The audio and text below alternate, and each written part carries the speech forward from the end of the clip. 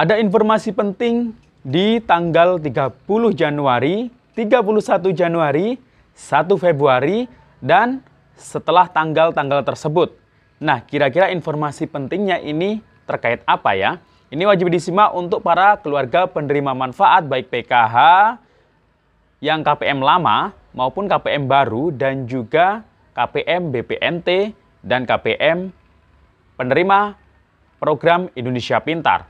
Bagaimana kabar selengkapnya? Simak video ini sampai akhir. Jangan kemana-mana, kita intro dulu. Assalamualaikum warahmatullahi wabarakatuh. Salam sejahtera, Shalom, Om Swastiastu, Namo Buddhaya, salam kebajikan. Sobat YouTube, kembali lagi di channel saya, Sukron Channel. Apa kabar Sobat YouTube semua? Semoga Sobat YouTube semua selalu diberikan kesehatan, diperlancar segala urusan dan usahanya, dan diperbanyak rezekinya. Amin.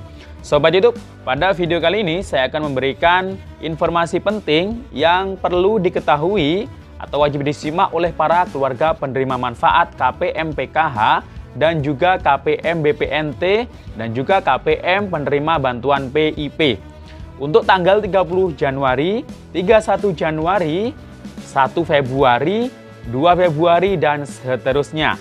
Nah, kira-kira ada apa saja di tanggal-tanggal tersebut? Nah, ini untuk persiapan juga terkait kabar baik pencairan PKH tahap 1 tahun 2022 dan juga pencairan bantuan BPNT dan pencairan bantuan PIP. Bagaimana kabar selengkapnya? Simak terus videonya sampai akhir. Dan sebelum kita lanjut, silakan yang baru bergabung di subscribe dulu channel ini dan ditekan tombol loncengnya agar Sobat YouTube semua mendapatkan pemberitahuan video terbaru dari Sukron Channel. Dan jangan lupa di-share di berbagai media sosial dan di-like apabila Sobat YouTube suka dengan video ini. Oke Sobat YouTube, kita lanjutkan pembahasan pada video kita kali ini. Nah Sobat YouTube yang merupakan KPM atau yang merasa menjadi KPM PKH, KPM BPNT, maupun KPM penerima bantuan program Indonesia Pintar. Nah, silakan simak video ini sampai akhir, karena ada informasi penting di tanggal 30 Januari, 31 Januari, 1 Februari, dan 2 Februari, dan seterusnya. Nah, kira-kira ada apa saja di tanggal-tanggal tersebut?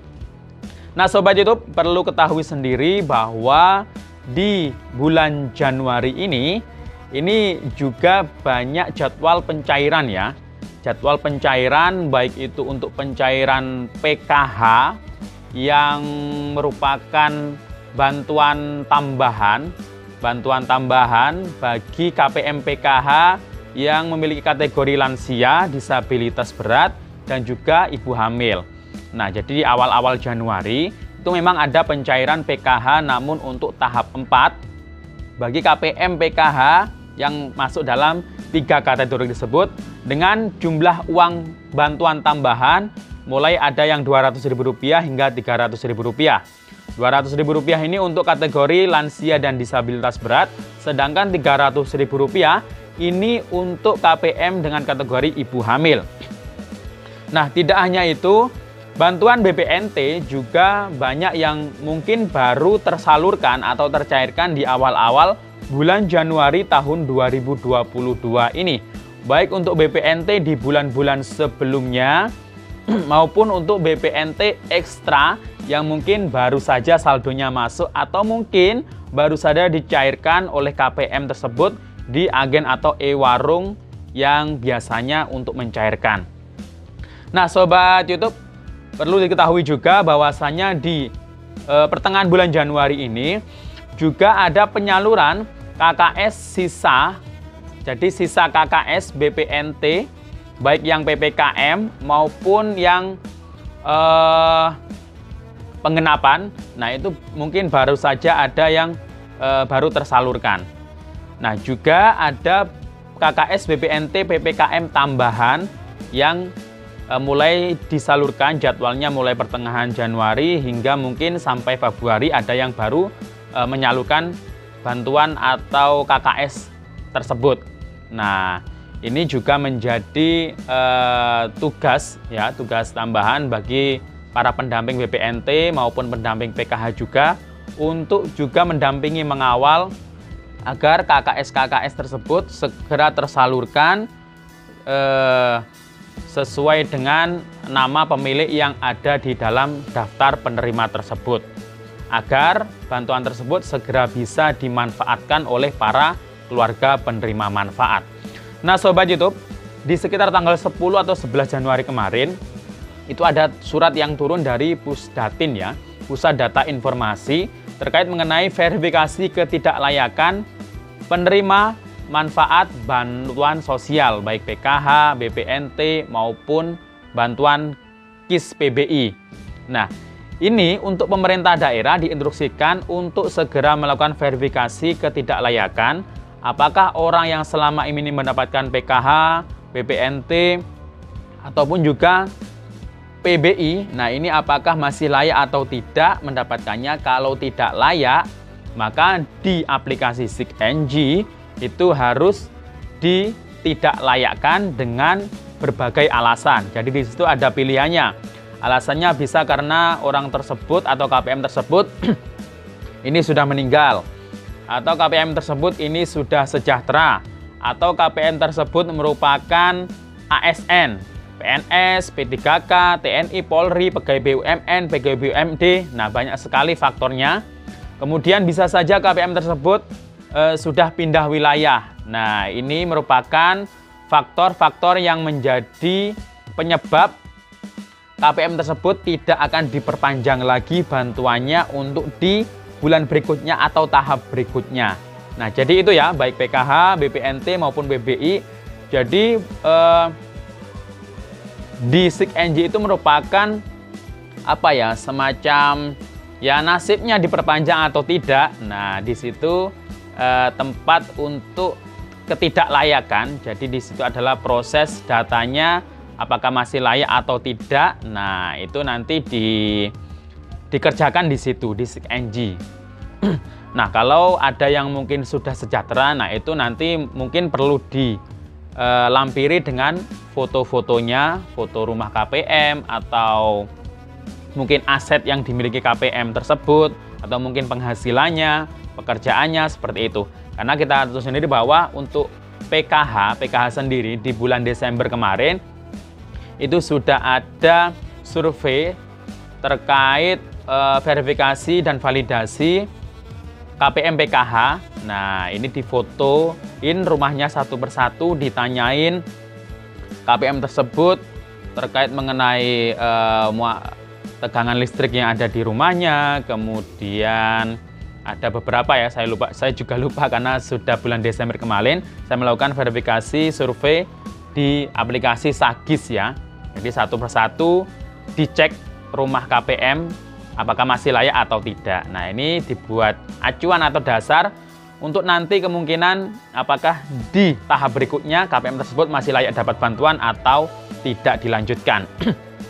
Jadi itu ya Sobat YouTube.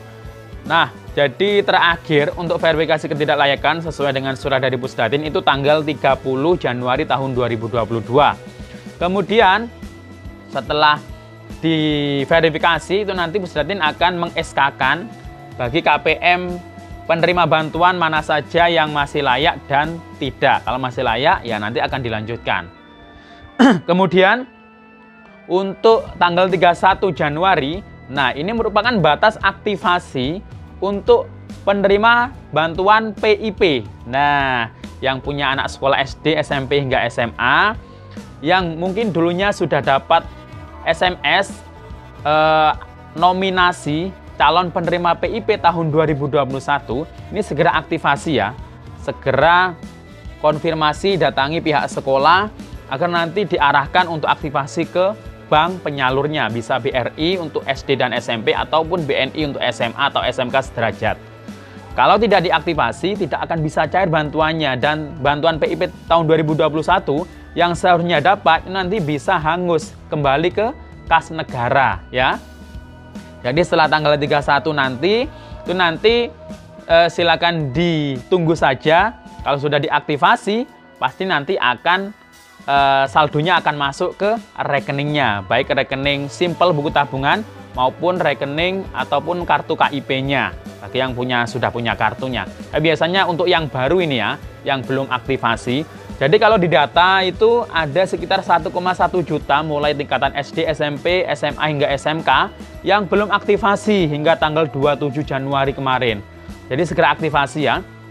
Kemudian tanggal 1 Februari, nah ini merupakan kabar gembira bagi masyarakat Indonesia, ini juga bagi para KPM ya, bahwasanya harga minyak goreng, harga minyak goreng ini nanti akan stabil kembali ya, ada yang mulai dari 11.500 harga ecerannya hingga 14.000. Nah, jadi masyarakat bisa membeli dengan harga yang stabil lagi, tidak seperti kemarin itu banyak ya mungkin naiknya terlalu tinggi ya di situ. Dan tanggal 1 Februari ini nanti juga bertepatan dengan hari Imlek ya, tanggal merah ya.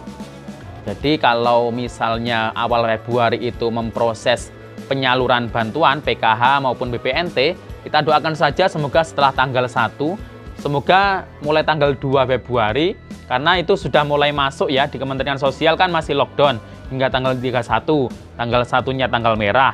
Jadi tanggal 2-nya kita harapkan sudah mulai diproses untuk penyaluran bantuan baik PKH tahap 1 maupun bantuan BPNT untuk alokasi bulan Januari, agar masyarakat bisa segera memanfaatkan bantuan sosial untuk memenuhi kebutuhan hak dasar keluarganya. Nah, jadi itu ya, kita harap, kita doakan saja semoga di Februari, di awal atau mungkin pertengahan, itu bantuan PKH dan BPNT sudah mulai disalurkan. Demikian info dari saya, sampai jumpa di video saya selanjutnya. Wassalamualaikum warahmatullahi wabarakatuh.